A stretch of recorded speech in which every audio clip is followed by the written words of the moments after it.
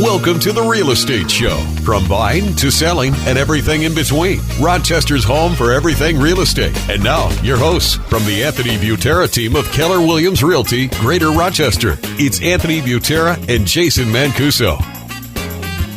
Hey everybody, welcome to the Real Estate Show, episode 102. We got Anthony and Jason here. Guys, welcome. What's up? What's up? I know we usually talk a little football or Bills at the top, especially in the season, and Bills or football season.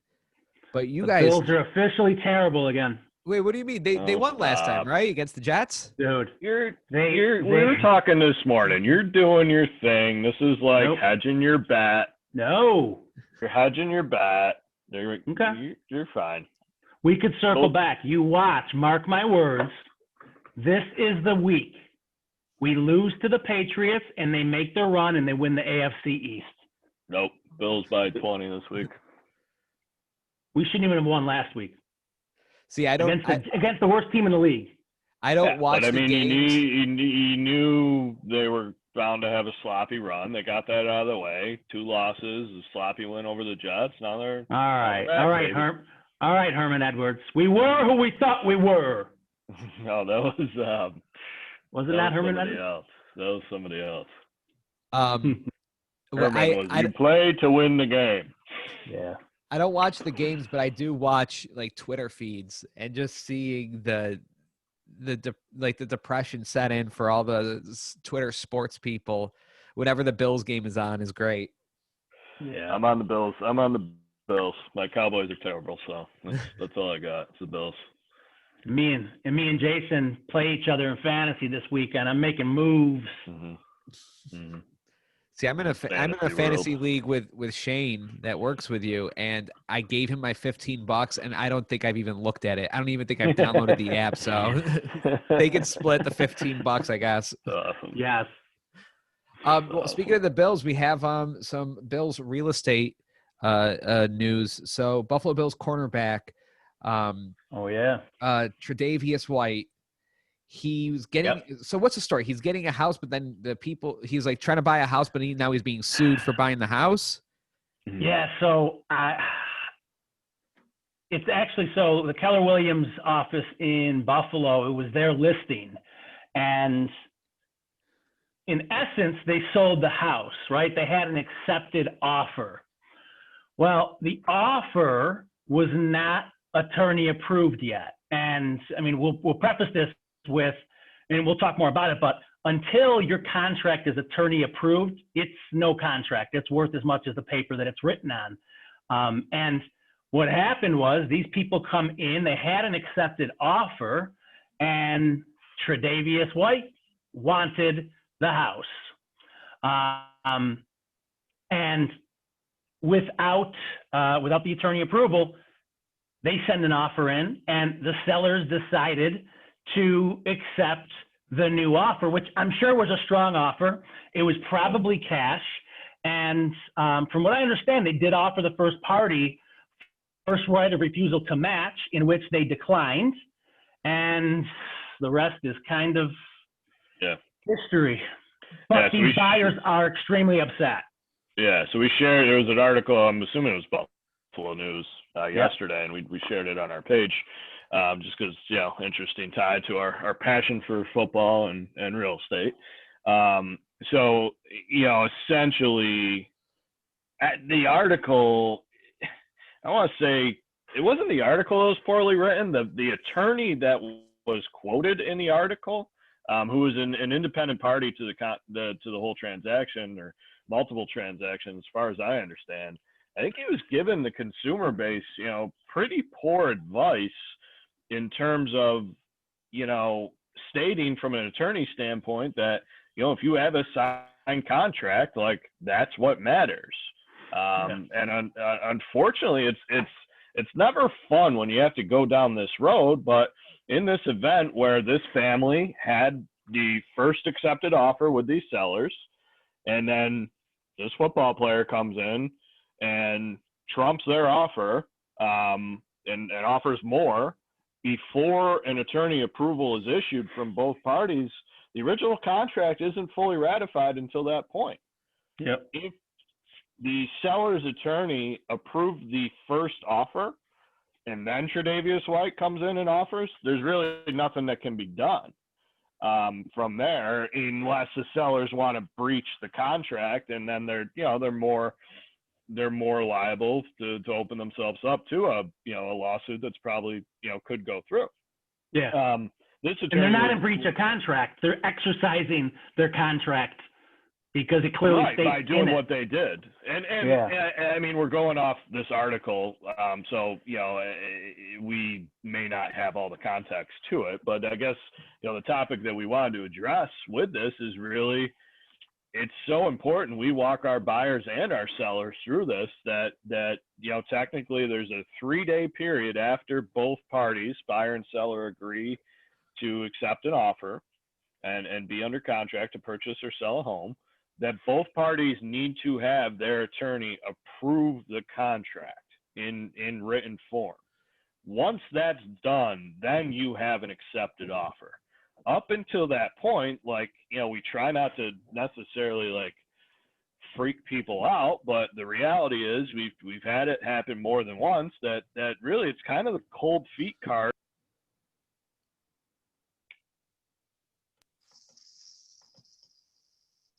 Sorry, I'm back. It's the cold feet card that either party could play to just, I can cancel the contract through my attorney disapproving the contract without really having a reason that I need to disclose. And this attorney in the article, again, that as far as I know, wasn't representing any of these parties, laid out in the article that, essentially you have to have a reason and it has to be a valid reason. And we're not attorneys, but that's not our understanding, and that's not how we operate, and that's not how the market operates. And I can feel pretty confident to say that, based on what we do every day.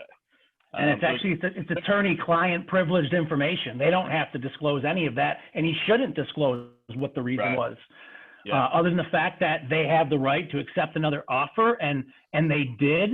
And listen, I'm going to tell you what happened here. The buyer's agent never articulated the risk entailed, because, I mean, not for nothing, a $700,000 house in Buffalo, there's not going to be a ton of buyers, so they probably didn't think this was going to be an issue. Well, it's not until an NFL player that just signed a big fat paycheck, you know what I mean, comes in with cash, and it sucks, but get over it. And I'd be surprised if they ever even make it to the court date, because there's nothing here. Yeah, unless there's something that either wasn't addressed or wasn't addressed properly in that article. Yeah. We're all looking at it as professionals in the industry, and well, what are they talking about? They're never going to make it through a court date. So, in the event that what we're talking about is backwards in terms of how it's playing out there with that specific scenario, it very well could. They're also suing for distress, because this has affected their children too. Right, I know. Freaking children. These poor kids. Mom and dad can buy a $700,000 house. I feel horrible for them. I hope they didn't lose their appetite for caviar. I love it. I mean, another topic off this is I hate to say it, but real estate contracts, even once ratified, are, they're as good as, if the other party's in breach, and it comes down to whether or not you're going to sue that person or not. Yep. Or do you want to sell your house? Do you want to tie up the sale of your house in order to sue somebody, or are you going to move on and find the next buyer if you're the seller? Now, they could have gotten bumped further into the contract too. They were having a home inspection, and literally, if they asked the sellers to change the furnace filter after the inspection, the sellers could have killed the deal there, because it's considered renegotiating the contract. So this could have been worse. Yeah. They could have already had movers scheduled. Right. Yeah, I mean, depending on circumstances, with everything we're talking on, depending on circumstances. But we're just reading that article, what was, public info, and kind of commenting on it. So, if there are more details that weren't revealed that kind of make the seller's actions wrong, then so be it. But it's important that people understand this attorney approval clause. Like, you get an offer accepted on day one if you're a buyer, especially in this market where it's like, you've shed blood, sweat, and tears up until that point. It's got some steps to take, for it to fully be a hey, congratulations, you just bought this house. Like, we never say like, hey, congrats. Not to be pessimistic, but we got to tee our people up just to be like, all right, here's the process. Once we get to this point down the road, then it's like, all right, breathe a sigh of relief. And I don't mean to put you on pins and needles and give you 3 sleepless nights, but it's more common than it is not, unfortunately. So here's the damage. Here's the real victim in this scenario.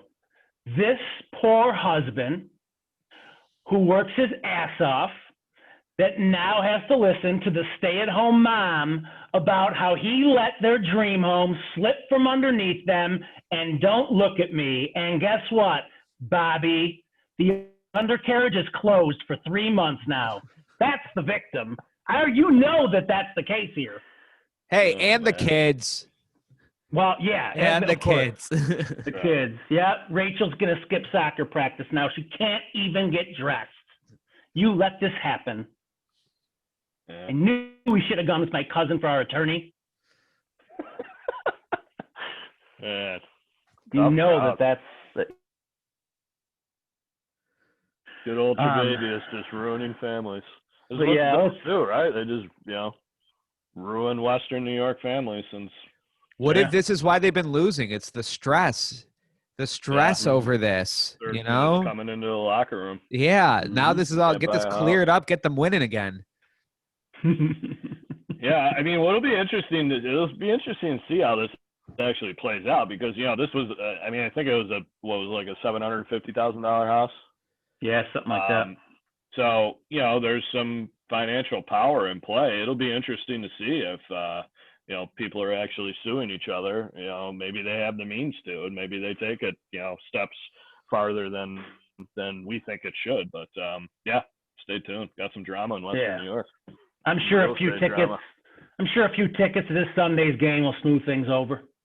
Yeah, they're gonna be waiting in the parking lot, just getting shooed away by the cops.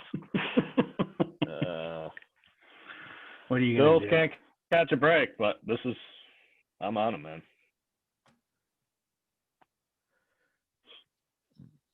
So, message for the consumer is like, don't fall victim to this family and like get your heart broken until you're at least in a position where the other party is actually breaching a contract. Right now, this from what we know, this wasn't a breach of contract. Do your due diligence and reel in the expectations. Shit like this, it happens, and Anthony, you're right that it falls on the agent if they weren't, if the direction or the, just the steps to the process wasn't laid out and they're totally blindsided by this. Like I would be upset too if I were that family.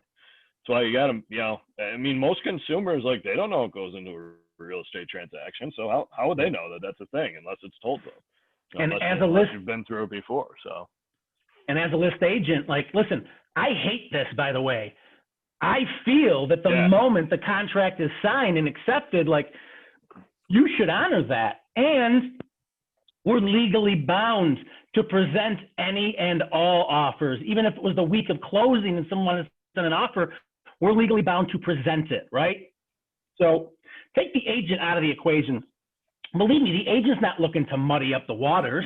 The path of least resistance is to just go through with the existing offer. But our fiduciary duty is to the sellers. If this offer is going to net them more money and or the terms look better, we have to present it. And something tells me they really sweeten the pot. But again, they offered the original buyer first right of refusal. Like, they didn't even have to do that, but they did. And that's what I always try to get my sellers to do when this happens, is like, guys, listen, let's not mess with the karma. These buyers, they wrote first.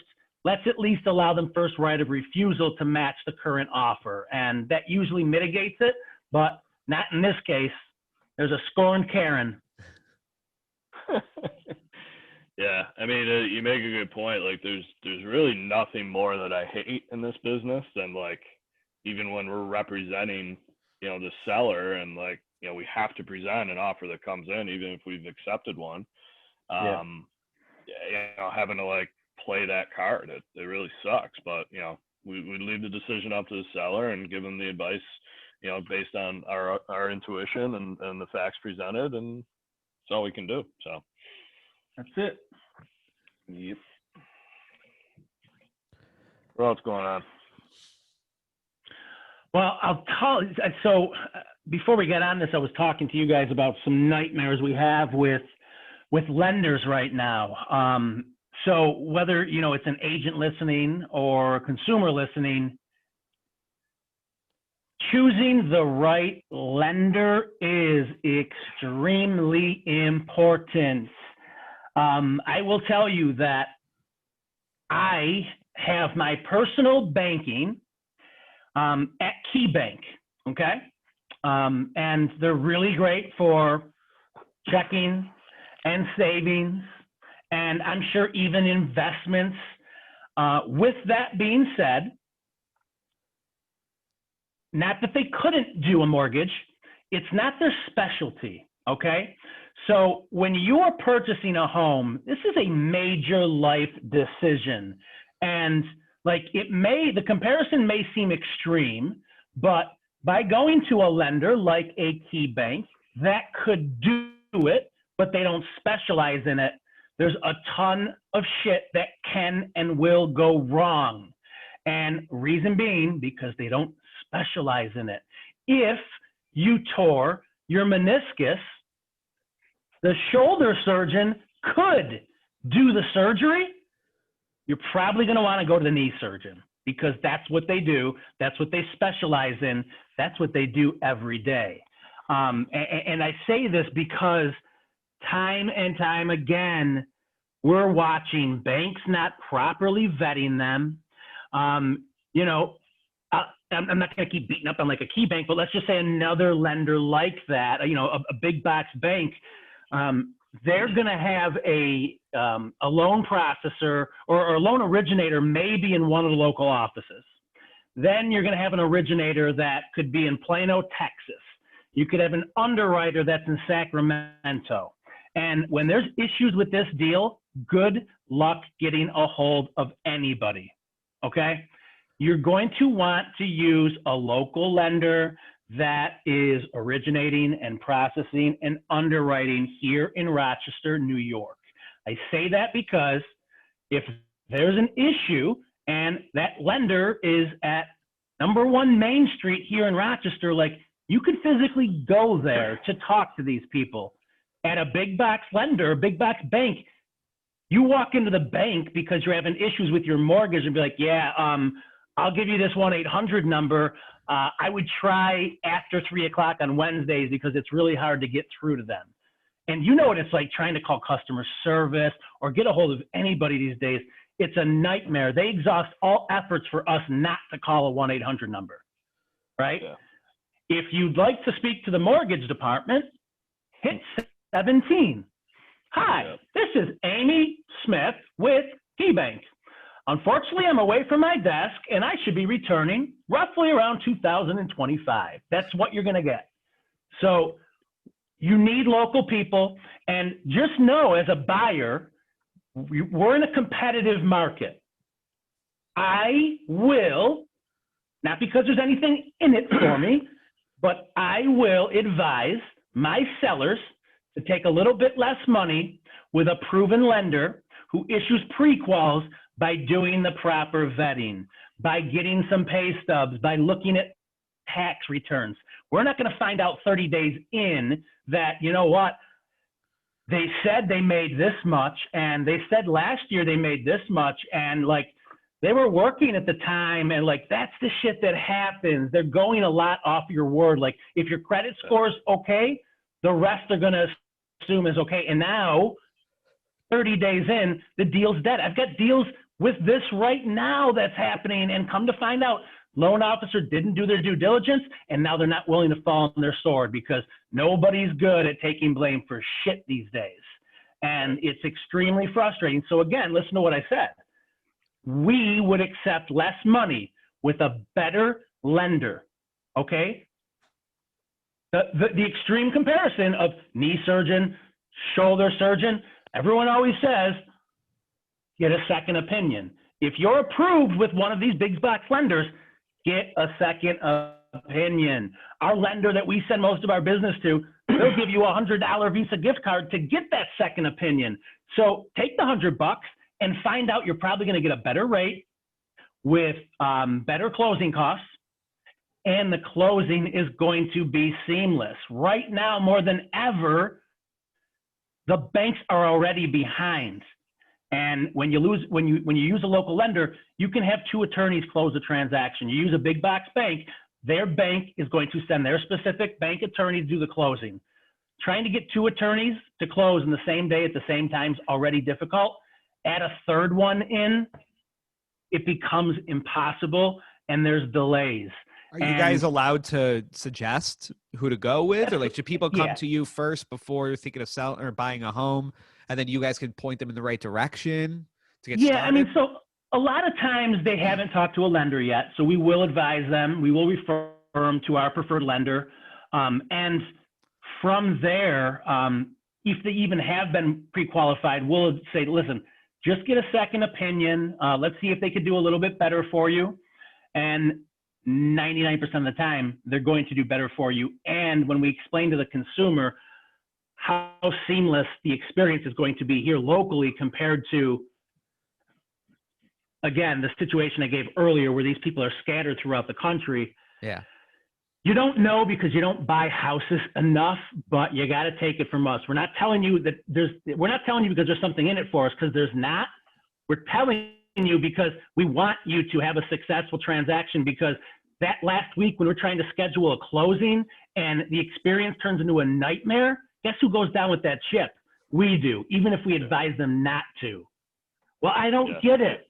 Well, you didn't say this would happen. No, we told you that this was going to happen. Yeah. And I know it stinks. And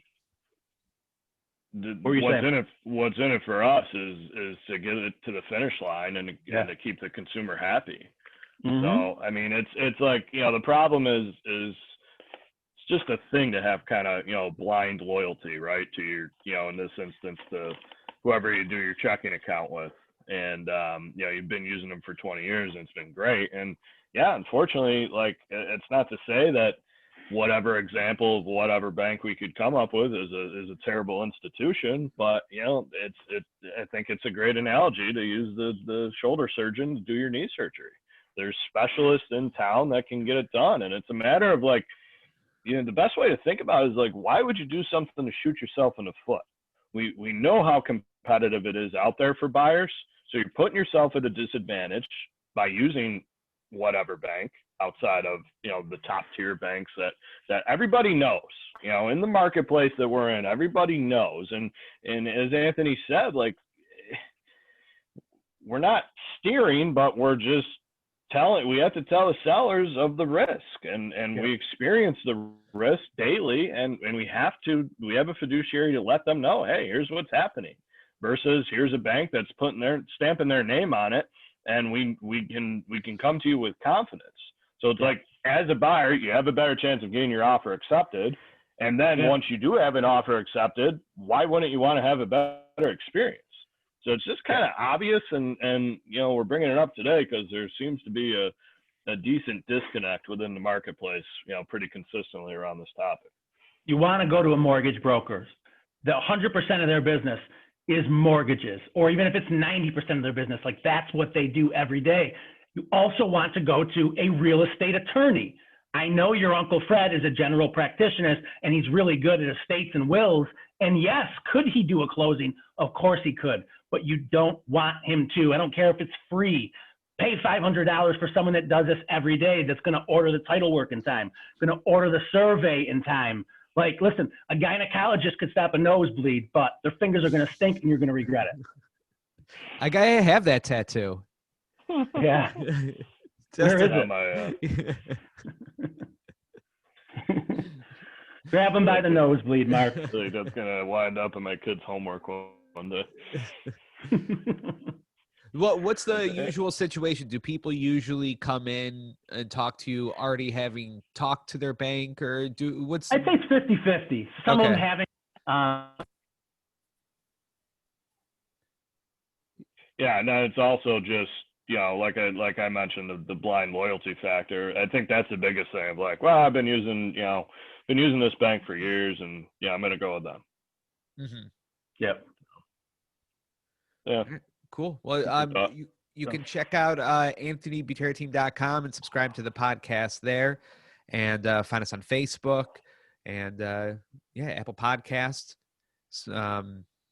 What's the other one? Not Spotify. What's the I can't think of it. Apple Podcasts. MySpace. Yeah, it's all up at AnthonyButerraTeam.com. MySpace, Friendster, Stitcher, Tinder. Check it out there, YouTube, and we'll see you next time. Thanks, guys. Yes.